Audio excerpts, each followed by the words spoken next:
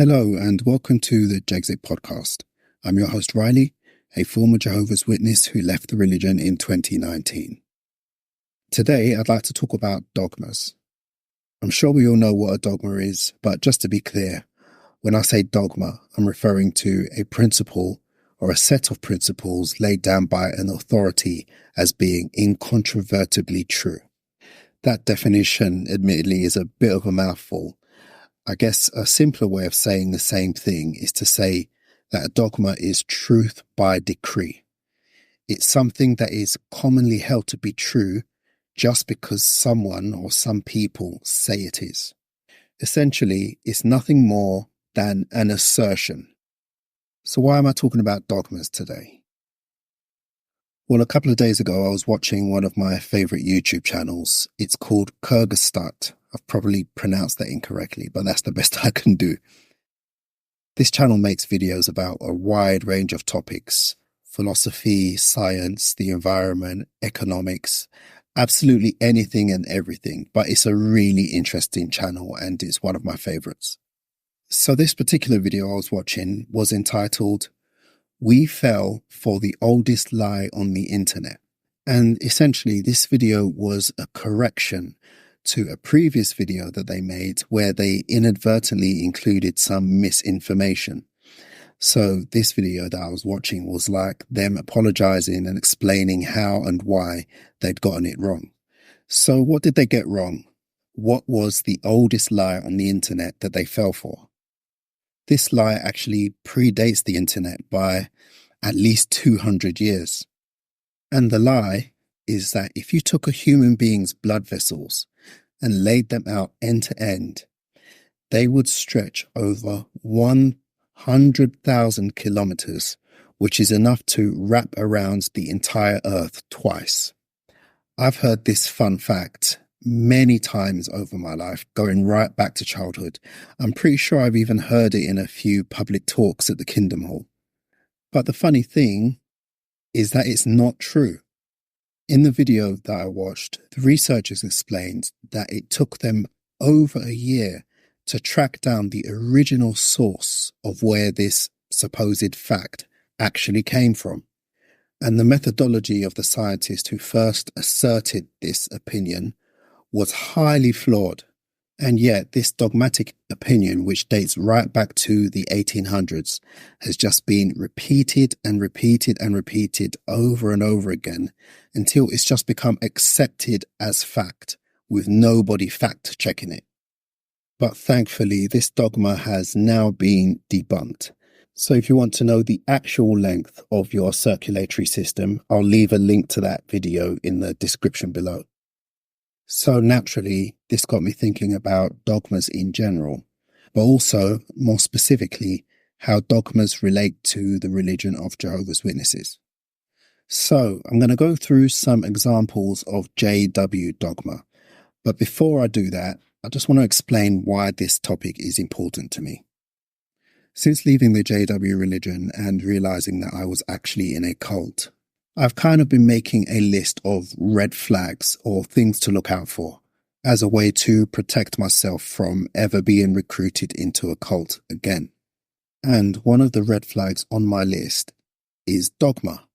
If I encounter a person or a group, and it doesn't have to be a religious group, it could be a political group, a social group, but if they advocate dogma, truth by decree, something that they say is true, just because they say it's true, that sets off all sorts of alarm bells in my head.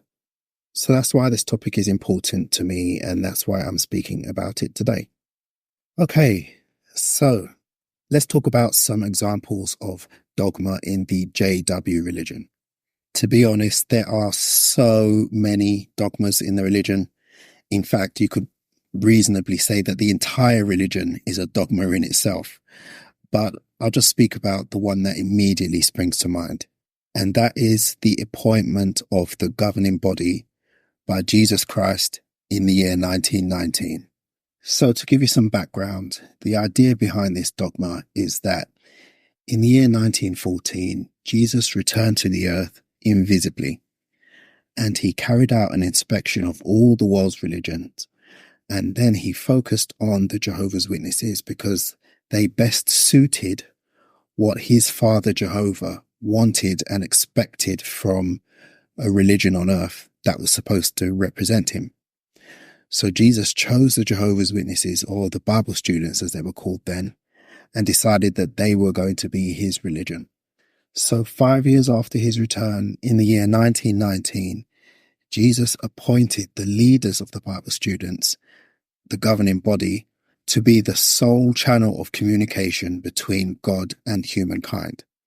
So why is this belief a dogma? The simple answer is that none of it can be proven. In fact, not only is this a dogma, it's a dogma based on circular reasoning. If you were to ask a Jehovah's Witness to prove any of this, they'll show you scriptures in Matthew 24, verse 45 to 47, which speaks about the faithful and discreet slave. They'd tell you that it's a prophecy that's being fulfilled by the modern day governing body. And if they were particularly knowledgeable, they would also tell you about the governing body being released from prison in 1919 and how that was a sign that they'd been appointed by Jesus. But the problem with all of that so-called proof is that it's entirely subjective, and it comes from the governing body themselves. If you were to present all of those explanations to someone who had never been a Jehovah's Witness, they would not come to that same conclusion. And the reason for that is that it's all down to interpretation. And interpretations are not evidence, especially if those interpretations are circular. How are they circular in this case? Where do these interpretations come from? They come from the governing body.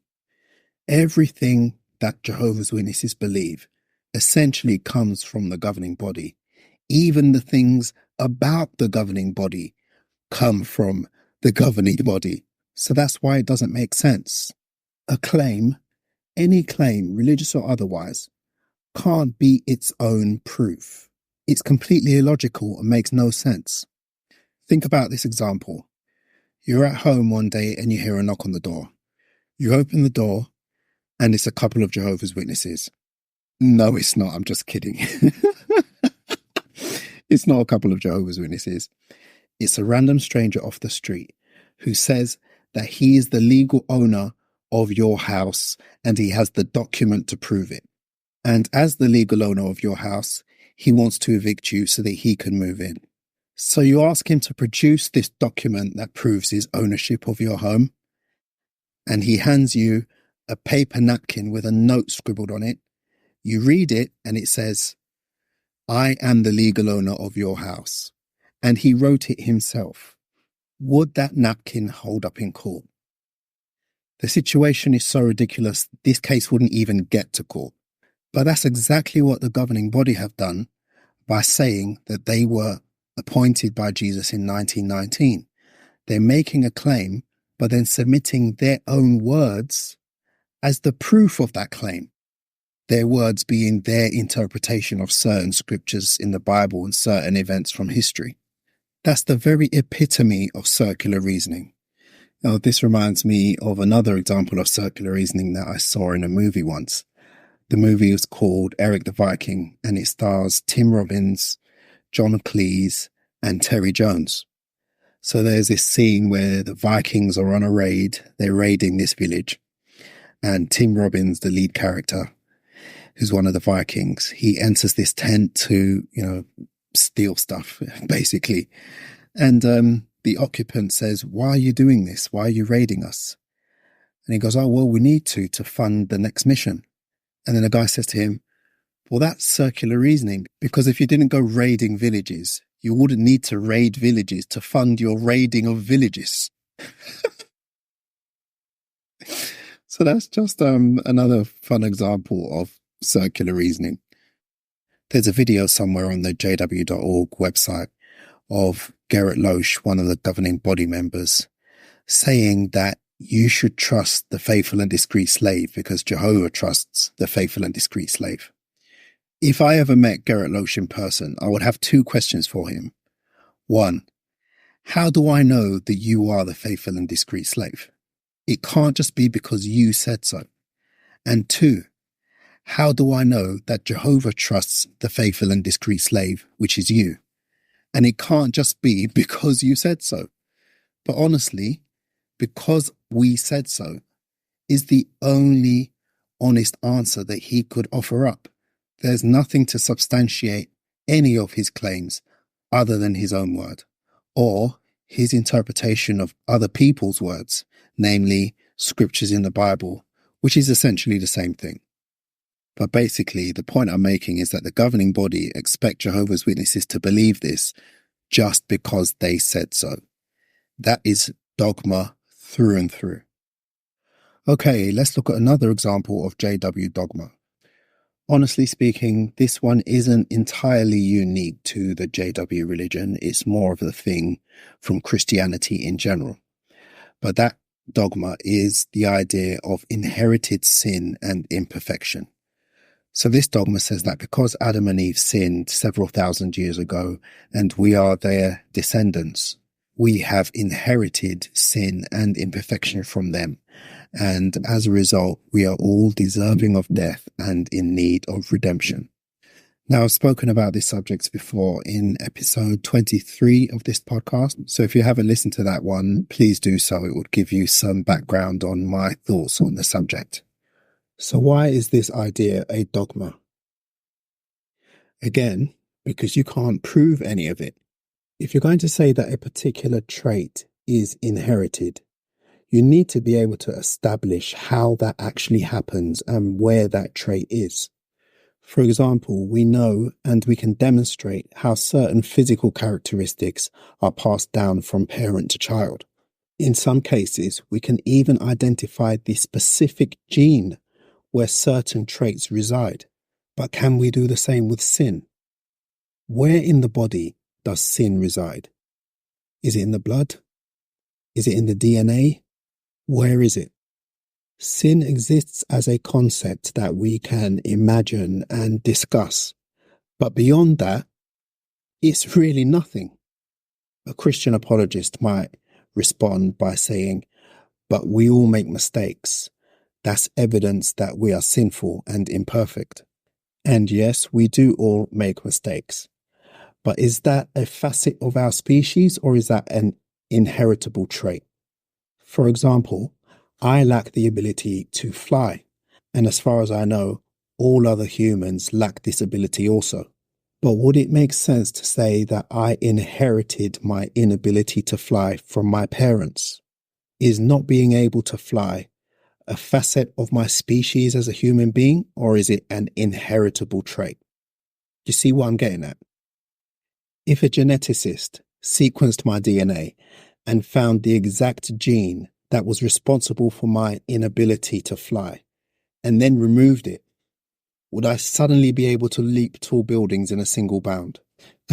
I know I'm being a little bit ridiculous now, but you see the point that I'm trying to make. If sin exists as a real physical trait, it hasn't been proven to exist. So to say that it's something that we all have inside us is just an assertion, hence a dogma. Let's look at one more. Jehovah's Witnesses have the one true religion. Not only is this a dogma, it's a dogma based upon a dogma. It's based upon the assertion that out of all the religions in the world, one of them has to be true. How do we know that? They could all be false. If you think about it logically, it would be impossible for all the world's religions to be true, because the truthfulness of some of them automatically preclude the truthfulness of the others. But again, logically speaking, there's absolutely nothing preventing all of them from being false. Now, I'm not saying that they are all false. I don't know enough about all the world's religions to be able to say that.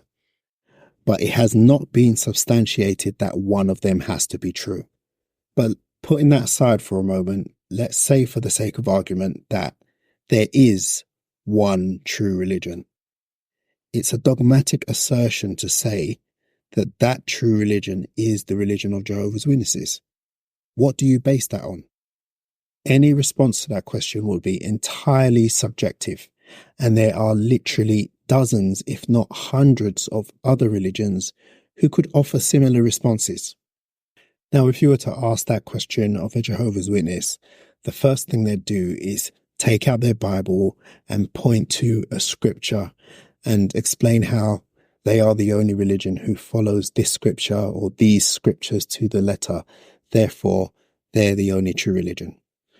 The reason I can say that so confidently is because that's exactly what I used to do when I was a JW. But as an argument, that falls flat at the very first hurdle, because it assumes that if there is one true religion, that religion has to be based on the Bible. Why? Why does it? There's no logical reason as to why that should be the case. The more you think about this one, the more you see it's just assertion built upon assertion and dogma built upon dogma. None of these things have been substantiated to any reasonable degree for them to be accepted as facts so widely. So those are the three biggest examples I can think of JW dogma. But the episode isn't over just yet. As I said earlier, dogma is one of the red flags on my list, and it's something that I'm trying to eradicate from my life as much as I possibly can, because I don't ever want to be indoctrinated again. So to that end, I think it's really important to identify not just religious dogma, but dogma in all areas of life, whether that be science, health and wellness, nutrition, politics, race, gender, sexuality, etc. So let's finish up the episode by looking at some light-hearted examples of dogma in other areas of life. Okay, first up, this is one that is going to be very recognizable. Breakfast is the most important meal of the day. This is something that has been repeated over the decades by so many people and so many times that it's just become accepted as common wisdom. But it's anything but. This slogan was actually coined by the Kellogg's company to promote the eating of breakfast cereal. It's nothing but a marketing campaign, and there's no medical or scientific backing to it whatsoever. Fun fact, John Harvey Kellogg invented cornflakes because he thought it would stop people from masturbating. I kid you not, that is actually a true story. Okay, moving on. Men cannot multitask. The more scientifically accurate term for multitasking is actually task switching. And there are numerous studies that show that men and women are equally as bad at task switching as each other. As a species, it's just not something that we are very good at. But there are some studies that show that women are better at task switching between certain tasks, and men are better at task switching between certain tasks. But when you look at these studies as a whole, they show that there are no significant differences between men and women when it comes to task switching. The idea that men can't multitask is just a dogma. And the final dogma for today is the idea that failing to subscribe to the Jexit podcast causes blindness, ugliness, and premature death. Premature death. However, the findings of a recent study show that there might be some truth in this. So just to be on the safe side, please subscribe to the Jexit podcast if you haven't already done so. And also please leave it a comment, as this really helps with the algorithm so that the podcast gets to as wide an audience as possible. Thank you so much for listening. I hope you have a great week.